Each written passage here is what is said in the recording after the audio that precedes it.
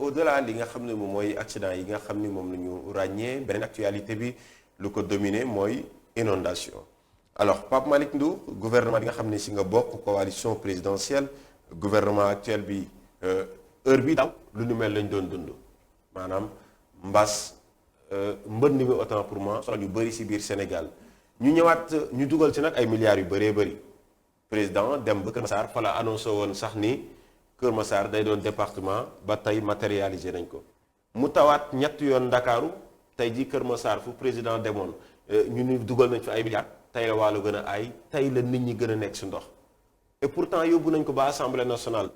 indi si ay solution ni milliards yi suñ ko si defee ndox mi jeex tey dañul alors finalement qu'est-ce qui se passe réellement Pape Malick. Bon en tout cas man du ma def benn analyse bu approfondie ci situation boobu l'essentiel li nga xam ne moom laa mën a wax parce que gis naa dem naa Kër Massar il y a cela je pense un mois. Bon j'ai vu que y a eu beaucoup de points de contournement ak yu mel noonu j'ai compris. waaw bien sûr mais j'ai compris bu ma gisee points de contournement yi amoon j'ai compris effectivement que y avait le Kër Massar était en chantier Kër Massar était en chantier donc loolu je pense que ñu dëkk Kër Massar mën nañu ko seetlu mën nañu ko nangu bon je pense que j'ai visité ku mel ne ay cité Aïnou Mady ak yu mel noonu ak un peu les Parcelles Assainies mais j'ai vu que y avait beaucoup de travaux yu fa amoon te yooyu yëpp je pense que ay travaux d'assainissement la woon bon maintenant est-ce que loolu moo ko expliqué oui ou non bon je ne saurais le dire parce que amaguma ci ay éléments d'information yu clair mais li ma leer ba leer mooy Kër Massar était en chantier relativement donc à ces questions d'assainissement donc loolu je pense déjà ça peut permettre de dire clairement que des investissements sont en train d'être faits et que donc xëy rejeter ay investissements loolu mënuñ ko gëm mënuñ ko. mais quand est-ce qu'il faut faire ces investissements? non on va pas faire des investissements bon peut-être ci veille problème. alors qu'on sait qu'il faut savoir anticiper. Aïcha man li ma lay wax nii wax naa la sànq nee naa la j'ai visité Kër Massar il y a cela un mois et je pense que li fa xewoon depuis un mois moo fa xewoon peut-être moo fa visité woon 2 mois ou 3 mois en tout cas ce que je sais mooy que des investissements sont en train d'être réalisés loolu moom c'est clair et net ku dëkk Kër Massar xam na ne foofu ay liggéey mu ngi fay am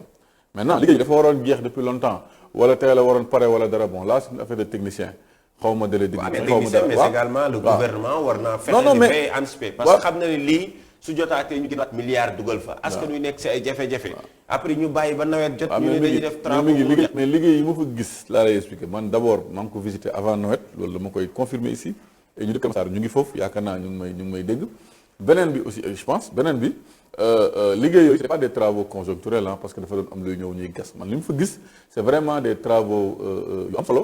yoo xam ne tax na sax nit ñi doon contourner man. échangeur la de. ah daa mel ni échangeur la de. non gis naa fa ay travaux yoo xam ne c'est lié à l'air parce que gis naa Nance et tout ça là j'ai vu un peu donc pour dire clairement que je pense en toute honnêteté que des investissements sont en train d'être réalisés au niveau de Kër Massar et ces investissements là yaakaar naa lu muy njeexital bi mooy régler problème mu inondation yi. beneen bi mooy wax nga sànq ay mesures yu fi président waxoon mais effectivement c'est des mesures d'ordre administratif que le président a annoncé mais on l'a mis en œuvre bon maintenant les gens ils vont dire oui c'était une mesure politique moo tax il s'est précipité mais en fait il faudrait qu'on fasse la différence entre les mesures administratives quand il faut les mettre en œuvre créer un département par exemple bon tout est administratif da ngay ñëw tu fais des décrets tu fais des arrêtés etc. mais régler un problème d'inondation régler un problème d'assainissement je pense que c'est beaucoup plus bon pas sérieux parce que là aussi c'est sérieux mais en tout cas c'est beaucoup plus lourd en termes de déploiement des équipes et tout ça là. donc loolu gouvernement yi leen fi précédé pourtant ils ont essayé de régler ce problème là. tey jii comme ni ñu ko waxee Kër Massar dëkkuñu fa waaye fa lañ jege kii fa la dëkk daanaka man démb jaar naa fa Géejawaay lañ dëkk tey jii Géejawaay fu bëri si yenn gox yi daa daan am ndox mais gis nañ ni gouvernement bi tey jii amoon na solution bu mu si def jëlee fa askan wi yóbbu leen plan Jaxaay tey jii bërëb yooyu ñu daal di fay def ay bassins de rétention tey ngeen ñëw boobu ba tey vous ne pouvez pas régler cette question là si benn tey jii gox bi nga xam ne daanaka si banlieue bi moo gën a marqué askan wi parce que là je ne parle pas en fait ba ma lay wax département Kër Massar exemple laa doon jox période bi nga xam ne fa la ko doon président doon waxee mais ba tey dama ni la askan wi ñu fa bàyyi woon ñu tëmb si ndox mi 1 an après ñu ngi waat si ndox mi. qu'est-ce qu'il faut faire yan mesure nga jàpp ni moom la ñu war a jël. milliards yi ci dugal l'évaluation et tout ça. mais mesures yi man de mon point de vue mooy investir dans l'assainissement mesures yi mooy fexe ba nga xam ne ndox fi mu daan taa mu jóge fa c'est-à-dire que pour man c'est une fuite même en avance le fait de dire ah oui fii day taa déplacé naa ni yóbbu naa leen feneen loolu quand même c'est une fuite en avant la preuve gis nañ foo xam ne doon taa déplacé wuñ nit ñi waaye tey soo fa demee taa amatu fa parce que dañ ko restructurer dañ ko defaraat donc pour man li ñuy def état bi xam noo ko il y a des zones yoo xam ne en vérité dafay inondé parce que simplement il y a pas amul ay investissements qui ont été consentis dans le domaine de l'assainissement. Donc il faut assainir ces zones-là et je pense que c'est ça qu'il faut faire. Les gens ils ont parlé de milliards. Moi je pense que am na fi commission boo xam ne defoon nañ ko commission d'information bi amoon Assemblée nationale wóolu nañ leen ci seen liggéey li ñu wax dal na suñu xel. Sur le plan gis-gis. ay fay wane leneen. non c'est ça aussi la problématique. xam nga du fay parce que lu ñu waxoon mooy milliards yi utilisé nañ ko bu baax. waaw mais xam nga mais tey ñu ñëw. waaw xam nga mi ngi nekkul situation boo xam ne dañuy taxaw ñu ne 1 milliard la ñu dégagé. apparemment dafa mel ni da ngay xaw a minimiser situation. non bien sûr j'ai du respect envers les populations qui sont là-bas et qui sont en train de vivre cette situation donc du mënu ma ñëw fii di minimiser mais li ma la bëgg a wax mooy. mënu ma nangu aussi que ñu jàpp ne eh bien voilà xaalis bi dañ ko jël dugaluñ ko fii wala non c'est-à-dire que il n'y a jamais eu de situation où on dit que on a 1 milliard de francs CFA wala 1 million de francs CFA pour régler ce problème-là. On a dit, on a un problème d'ordre général et global dans beaucoup de zones, Guédiawaye, Keur Massar,